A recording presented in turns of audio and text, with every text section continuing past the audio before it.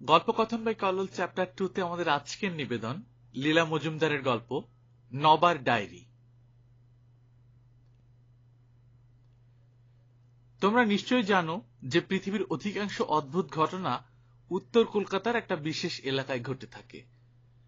আমি কাউকে চটাতে চাই না বলে সাল, তারিখ, নাম, নিবাসের বিষয়ে ধোয়া ধোয়া ভাষা ভাবে ছাড়া কিছু বলছি না। তাও খানিকটা বদলে সদলে। ওই অঞ্চলে অজস্র পুরানো বাড়ি আর অস্বাভাবিক লোকজন আছে, যাদের নিয়ে এসব ঘটনা ঘটতে পারে। নিশ্চিত ঘটেছে তাও বলছি না। মোট কথা, এক রবিবার সকালে ওইরকম একটা বাড়ির লাগোয়া ছোট মতো সাজানো সারানো নতুন বাড়ির একটা তলায় বুড়ো ডাক্তার নীলু ভট্টাচার্যের খুদে বসবার ঘরে হুড়মুড় করে একটা আধবয়সী লোক ঢুকে পড়ে। তার হাঁটুর উপর হুমড়ি খেয়ে পড়ে এবং হাঁপাতে হাঁপাতে বলে, সর্বনাশ হয়েছে ডাক্তারবাবু, আমি বোধহয় ভুলে আমার নিজের মাস্তুতো ঠাকুমাকে বিয়ে করে ফেলেছি। ডাক্তারবাবু আঁতকে উঠলেন। হ্যাঁ, এই বয়সে আবার একটা বিয়ে করলে কোন আক্কেলে? বুদ্ধিনাথ, তা আবার মাস্তুতো ঠাকুমাকে? তোমার কি কোনো বিবেচনা নেই? কাজটা বেআইনি হয়েছে। বুদ্ধিনাথ ব্যস্ত হয়ে উঠল। না না, আবার করিনি। পুরনো গিন্নি বোধহয় আমার মাস্তুতো ঠাকুমা। একটা ওষুধপত্র দিন ডাক্তারবাবু। লোকে বলে আপনি মরা মানুষ জিন্দা করে দিতে পারেন। আপনার কাছে এই সমস্যা কিচ্ছুই নয়। একটা পুরিয়া দিন। গিন্নি বলে হোমিওপ্যাথিকে সব হয়। ডাক্তারবাবু খুশি হয়ে বললেন, আহা, অত বাড়িও না বুদ্ধিনাথ, এই পুরিয়াটা খালি পেটে খাও। তাছাড়া মাস্তুতো ঠাকুমাকে বিয়ে করলে কোনো দোষ হয় না। তবু শুনি ব্যাপারটা, শুনে দরকার হলে আরেক পুরিয়া দেব। চা খাবে? বদ্রীনাথ বলল, ওষুধ খাওয়ার কথা ভাবলেও গা শিউরে উঠছে ডাক্তারবাবু। সব খুলে বলছি, তাহলেই বুঝবেন। জানেন তো, পার্কের পাশের ওই পুরনো বাড়িটা গিন্নির পৈতৃক সম্পত্তি ছিল। বিয়ের পরেই 30 বছর ধরে প্রায় ভেবেছি চিলে কোঠায় ওদের 5 পুরুষের রাবিশ, ওটা একবার আগাগোড়া তাড়ু হাঁকড়াতে হবে। তা বদলির চাকরি, একদিন সময় পাইনি। তার উপর ধুলো ঘাটলে গিন্নি চটে যান, ওতেই নাকি ওর হাঁপানি হয়। সে যাই হোক, গিন্নি সইয়ের সঙ্গে পরশু কাশি গেছেন। সেই ফাঁকে কাল সারাদিন আমি ওই চিলেকোঠার ছাদ থেকে মেঝে পর্যন্ত সরু চিরুনি দিয়ে আছড়েছি। না আছড়ালেই হতো। 2-3 ঝুড়ি ইঁদুর আসলো নাদি, পর্বত প্রমাণ ভাঙা কাচের গাদা, পুরনো বই, কাগজের আর ন্যাকড়া স্তূপ। তাই বেচেই বামন দিদি আজ বলছে সেও কাশি যাবে। এক ঢাই কাঁসা পিতলের বাসন কালই সে সমস্ত পশুপতির দোকানে পাচার করেছি। নিকট ভবিষ্যতে আমারই হয়তো কিছু দরকার পড়তে পারে। আর পেয়েছি খেরো খাতা দিয়ে বাঁধানো মোটা একটা বিকট হিসাব খাতা। তার প্রথম পাতার উপরে লেখা টু দীনেশ দা, তার তলায় লেখা নবার ডায়েরি। খাতাখানাতে আগাগোড়া সবুজ কালিতে খুদে খুদে অক্ষরে যা লেখা আছে, সারা রাত ধরে লোডশেডিং এর সময়টুকু ছাড়া তাই পড়ে আমি নিশি কাবার এবং মনের শান্তি নষ্ট করেছি। এই বলে বদ্রীনাথ পকেট থেকে মোটা মতো একটা হিসাব খাতা বের করল। ঘরটা অমনি কেমন একটা ধুলো ধুলো ধুনো ধুনো গন্ধে ভরে গেল। হয়তো পোকার প্রকোপ থেকে বই বাঁচাবার জন্য কোনো ওষুধপত্র ব্যবহার করা হয়ে থাকবে। খাতা দেখে নীলু ডাক্তার হঠাৎ ছটাং হয়ে উঠে বসলেন। 80 পেরিয়ে অবধি তার একটু ঠেস দিয়ে বসার এবং কথা বলার অভ্যেস হয়েছিল, কিন্তু খাতা হাতে নিয়ে নেড়ে চেড়ে আলোর কাছে ধরেও যখন সবুজ রঙের পিঁপড়ের অক্ষরের মাথামুন্ডু কিছুই বুঝলেন না, তখন ফোঁস করে নিঃশ্বাস ছেড়ে বদ্রীনাথকে খাতা ফিরিয়ে দিয়ে বললেন, পঞ্চুটা একটা অপদার্থ, এই চশমা দিয়ে যদি কিছু পড়া যায়। তা তুমি বরং মর্মার্থটা সংক্ষেপে বলো। বদ্রীনাথ তাই চাইছিল। একবার পড়েই ডায়েরির বিভৎস কাহিনী তার মনে গেঁথে গিয়েছিল। সে বলল, বুঝলেন ডাক্তারবাবু, ডায়েরি পড়ে যদ্দূর বুঝলাম, ওই নবাব ভট্টাচার্য ছিলেন গিন্নির বাপের বাড়ির পেটোয়া ডাক্তার। সব অসুখে বিসুখে বিপদে ও সমস্যার সময় পরামর্শদাতা। তা নিজে যতই গুণবান হন না কেন, ওর ঠাকুরদা ছিলেন স্রেফ একটা ধনুর্ধর। লেখাপড়া বেশি না শিখেও নানা উপায়ে দেদার পয়সা করেছিলেন। ডায়েরিতে নবাব সে বিষয়ে দুঃখ করে লিখেছে যে গ্রামের বাড়িতে স্ত্রীপুত্র খেতে পাক না পাক, তিনি তার সাহেব সঙ্গীদের সঙ্গে চীন সীমান্তে যাতায়াত করতেন। আফিং পাচারের ব্যবসা ছিল তাদের। ঠাকুরদার কাজ ছিল চীনের লোকেদের আফিং এর নেশা ধরিয়ে সীমান্তের কাছে সাহেবদের আফিং ক্ষেতের উৎপন্ন দ্রব্যের চাহিদা এবং খদ্দের বাড়ানো। এদিকে চীনে কোনো কালে আফিং এর চল ছিল না। চীনের সম্রাট এই সর্বনেশে নেশার কুফল লক্ষ্য করে সে দেশে আফিং খাওয়া বা বিক্রি করা বেআইনি করে দিলেন। আইন ভাঙার কড়া সাজারও ব্যবস্থা করলেন। সাহেবদের ফলাও ব্যবসা প্রায় রাতারাতি পড়ে গেল। তারা রেগে মেগে চীনের সঙ্গে যুদ্ধ ঘোষণা করলেন। সেই যুদ্ধেরই নাম বক্সার ওয়ার। বুঝলেন ডাক্তারবাবু, যুদ্ধের ফলাফল নিয়ে কথা নয়। তবে নবাব ঠাকুরদা সেই সময় চীন দেশে কার্যগতিকে গিয়ে যুদ্ধের জোয়ার ভাটার প্রকোপে পড়লেন। পালাবার পথ পান না, বনে বনে গা ঢাকা দিয়ে বেড়াচ্ছেন। শানপো নদী যেসব সংকীর্ণ গিরিপথ ধরে পাহাড় ভেদ করে নেমে এসেছে, ঠাকুরদার ইচ্ছে সেই পথে দেশে ফেরে। প্রায় কপর্দক শূন্য অবস্থা, কিছু শুকনো ফলমূল আর একটা কম্বল মাত্র সম্বল। পাহাড়ের উঁচু ঢালে হাড় কাঁপানো শীত। সেইখানে এক নিরাশায় ভরা সন্ধ্যায় একটা গিরি গুহায় আশ্রয় নিয়ে দেখেন, গুহার মধ্যে যুদ্ধে ভীষণভাবে আহত মরণাপন্ন এক চীনে বদ্যি। নিজে কষ্ট পেয়ে পেয়ে ঠাকুরদার মন তখন অন্যরকম হয়ে গেছিল। জল তেষ্টায় বদ্যির ছাতি ফাটছিল। কাছেই বরফের মতো ঠান্ডা পাহাড়ি ঝর্ণা। ঠাকুরদা সেখান থেকে লাউয়ের খোলায় করে জল এনে তাকে পান করালেন। মাথা মুখ মুছিয়ে যতটা পারেন আরাম দিলেন। কিন্তু তার যাবার সময় হয়ে এসেছিল। তার বড় ভয়, মৃত্যুর পর বুনো জানোয়ারে তার শরীর অপবিত্র করবে। ঠাকুরদা স্থানীয় ভাষা জানতেন। তিনি আশ্বাস দিলেন যে নিজের হাতে তাকে সমাধি না দিয়ে সেখান থেকে যাবেন না। মারা যাবার আগে বদ্যি তাকে দুটি জিনিস দিয়েছিলেন, একটি মহামূল্যবান সবুজ মণি আর আধ বিঘত লম্বা সুন্দর সবুজ শিশিতে কি এক দুষ্প্রাপ্য ওষুধ। তার বিষয়ে চ্যাং যা বললেন, মুখ্য ঠাকুরদা তার এক বর্ণ বুঝলেন না। হাতে তৈরি কাগজে ওষুধের নিয়ম ইত্যাদি চীনে ভাষায় লেখা ছিল, সেগুলো পড়বারও বিদ্যে ঠাকুরদার ছিল না। একটা পেতলের কৌটোয় করে জিনিস দুটো দেশে নিয়ে এলেন। দেশে তার চেনা জহুরির কাছে মণি বিক্রি করে তিনি যা পেয়েছিলেন তাই দিয়ে স্ত্রী পুত্র নিয়ে সুখেই তার বাকি জীবন কেটেছিল। ছেলেও বেশি দূর লেখাপড়া শেখেননি বটে, কিন্তু তার ছেলে নবরতন একটি রত্ন বিশেষ। এই নবরতনই হল নবা। ডাক্তারি পাশ করে তার নাম ডাক হয়েছিল। ওই শিশির ওষুধের গল্প ঠাকুরদার কাছে শুনে অবধি একটু একটু করে চীনে ভাষাও সে আয়ত্ত করে ফেলেছিল। শুনেছি সেকালে চীনে হরফ চিনতেই নাকি 7 বছর লাগত। এরপর নবার ডায়েরির গুরুত্বপূর্ণ লেখাগুলি পড়ে বদ্রীনাথ তাজ্জব বনে গিয়েছিল। ওষুধের নিয়ম প্রাচীন চীন ভাষার পুরনো হরফে লেখা। রাত জেগে নবা তার তর্জমা করে যা বুঝেছিল তাতে তার চুল দাড়ি খাড়া।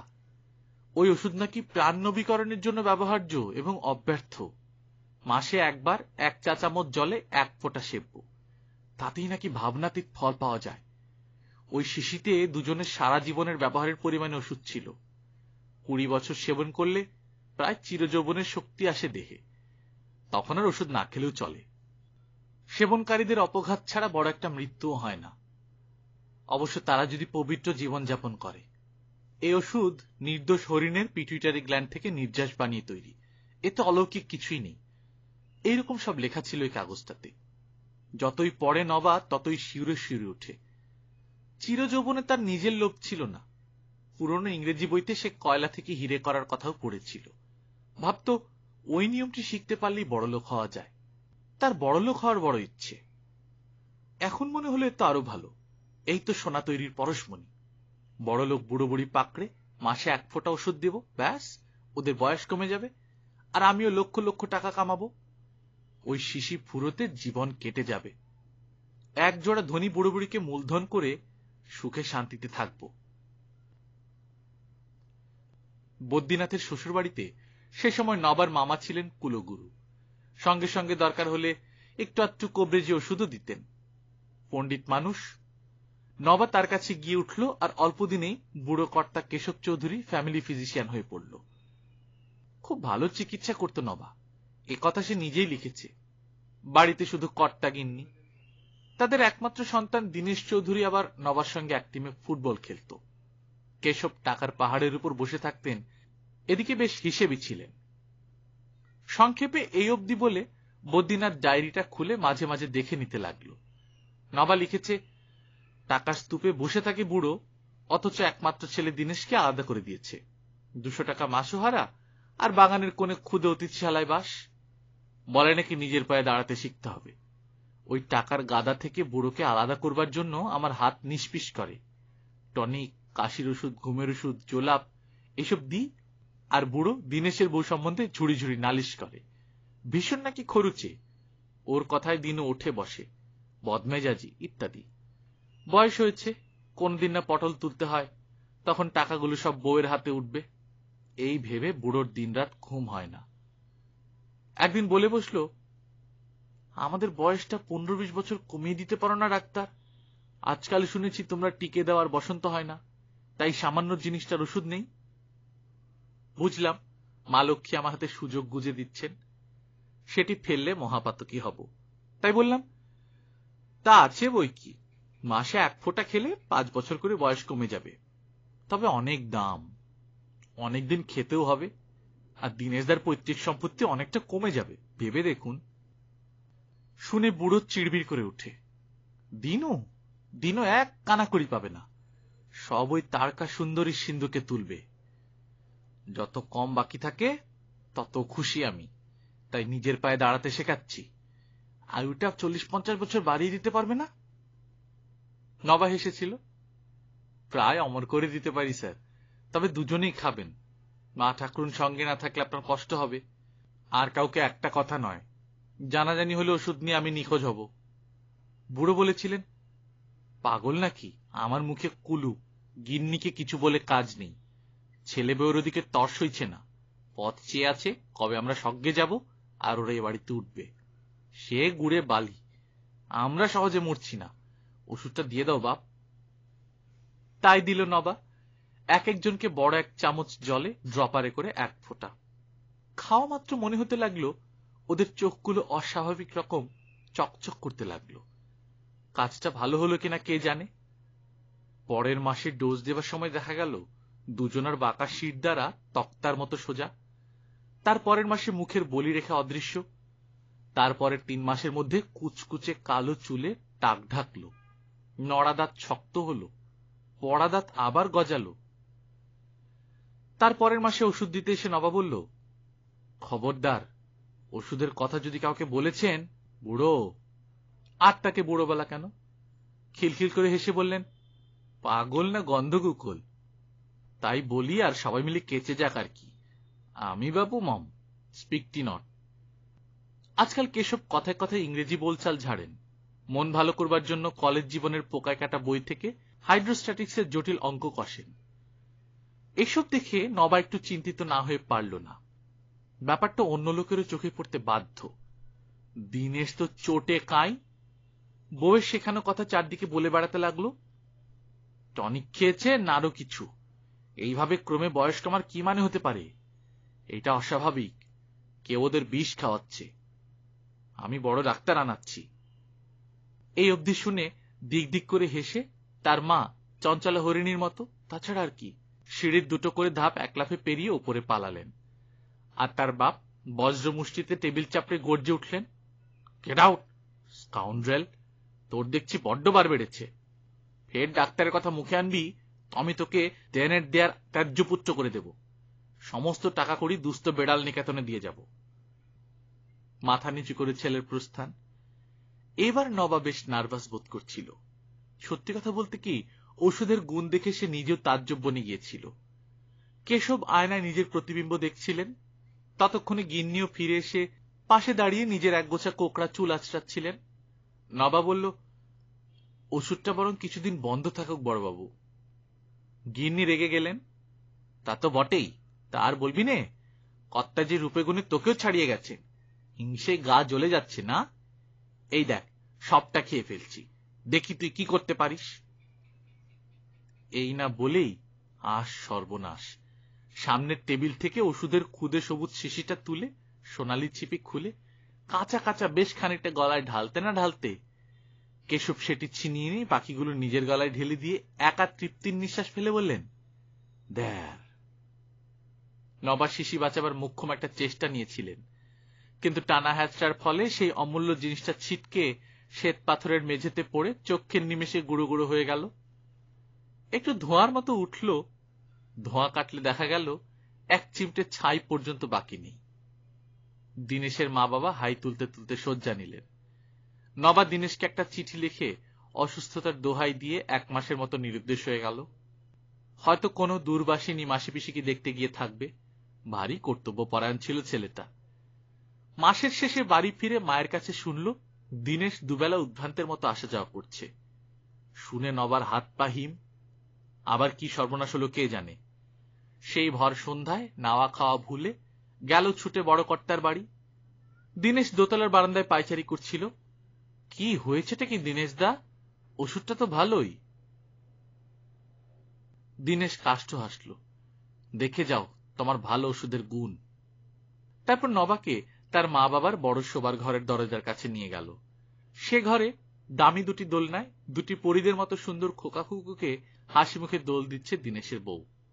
তাকে এত খুশি নবা কখনো দেখেনি। ছেলেপুলে নেই বলে তার বড় দুঃখ ছিল। নবা কপালের ঘাম মুছে বলল, খারাপটা কি হলো দিনেশ দা? বৌদির দুঃখ ঘুচল, আর ওরা নিজেদের নবীকরণ করতে চেয়েছিলেন, তখন একেবারে নবীন হয়েছেন। তুমি সম্পত্তি চেয়েছিলে, তুমি ছাড়া তো সম্পত্তি দেখার আর কেউ নেই। দিনেশ একটু ভীতু প্যাটার্নের। সে বলল, আত্মীয় স্বজন যদি কেউ মামলা ঠুসে দেয়? দূর, তুমি একমাত্র ওয়ারিশ। যদি কেউ ওদের খোঁজ করে, ওষুধের কথা তো কেউ বিশ্বাস করবে না। আমি তোমাকে দায়ী করব। অসম্ভব বুদ্ধি ছিল নবার। শেষ পর্যন্ত তার পরামর্শে এক চিঠি লেখা হলো। ইদানিং চোখে ছানি পড়াতে লেখাপড়ার কাজ দিনেশই করত, কেশব খালি সই করে দিতেন। একটা চিঠি লেখা হলো, তাতে বলা হলো মা বাবা অনির্দিষ্টকালের জন্য হিমালয় গুরুর আশ্রমে যাচ্ছেন। দিনেশ যেন তার সম্পত্তির রক্ষণাবেক্ষণ করে এবং পত্রপাঠ দুটি অনাথ ছেলে মেয়েকে পুষ্যি নেয়। নিচে কেশবের কাগের ঠ্যাং বগের ঠ্যাং সইও কপি করা হলো। নবা বলল, তাতে কোনো দোষ হয়নি, কারণ ওদের ভবিষ্যৎ নিরাপত্তার জন্যই এই সমস্ত ঘোরাপথ ধরতে হয়েছিল। নবাই স্বাক্ষরে সাক্ষী হলো। এই ব্যবস্থায় সব দিক দিয়ে মঙ্গল হলো। ছেলে মেয়েকে দিনেশের বউ বুকে করে মানুষ করলো, ভালো স্কুলে লেখাপড়া শেখানো হলো, একেবারে সত্যিকার খোকাকুকুর মতো। ওদের আগের কথা একটুও মনে ছিল না। নবা লিখেছে, ক্রমে দিনেশদার বৌদিও বোধহয় আগের কথা ভুলে গেলেন। ছেলে মেয়ে বড় হলো, তাদের রূপ গুণের প্রশংসায় সকলে পঞ্চমুখ। ছেলে বড় ইঞ্জিনিয়ার হলো, মেয়ের ভালো বিয়ে হলো। দিনেশ দ্বারা শেষ বয়সে কাশিতে চমৎকার বাড়ি কিনে সুখে দিন কাটাতে লাগলেন। সব ভালো যার শেষ ভালো। ইতি নবার ডায়েরি। বদ্রীনাথ খাতা বন্ধ করে বলল, কিন্তু সব ভালো নয় ডাক্তারবাবু। আমি ওই মেয়ের, অর্থাৎ আগে যে কেশবের গিন্নি ছিল, তার মেয়েকে বিয়ে করেছি। এদিকে দীনেশ চৌধুরীর মা আমার ঠাকুরদার নিজের পিসি ছিলেন। তাহলে গিন্নি আমার সাক্ষাৎ ঠাকুমা। এমনিতেই সারাদিন এটা করো ওটা করো, তার উপর যদি ঠাকুমা হয় তাহলে আমি কোথায় যাব? এই বলে বদ্রীনাথ নিজের কপাল চাপড়াতে লাগলো। বুড়ো ডাক্তার বললেন, ও কি হচ্ছে? নবা আমার নিজের বাবা। উনি রোমাঞ্চকর উপন্যাস লিখে দীনেশ জ্যাঠাকে পড়তে দিতেন, কেউ ছাপত না। নবার ডায়েরিও তাই। ডাক্তাররা রোমাঞ্চকর গল্প লিখতে ভালোবাসে, আমিও বাসি। সেগুলো বেনামায় ছাপা হয়। দীনেশ জ্যাঠা নবার ডায়েরি পড়ে মনে মনে খুব চোটে 500 টাকা দিয়ে পাণ্ডুলিপিটা কিনে নিয়েছিলেন। পাছে ছেপে বেরোলে লোকে ভাবে ওসব বুঝি সত্যি ঘটেছিল। বাবাও খুব খুশি। প্রকাশকেরা যাই বলুক, একজন সমজদার লোক তো 500 টাকা দিয়ে পাণ্ডুলিপি কিনে নিয়েছেন। পরে বাবার কাছ থেকে শুনে আমি ওটার অনেক খোঁজ করেছিলাম, বরং আমাকেই দিয়ে দাও, আমি নামধাম বদলে বই বার করি। বেড়ে গল্প।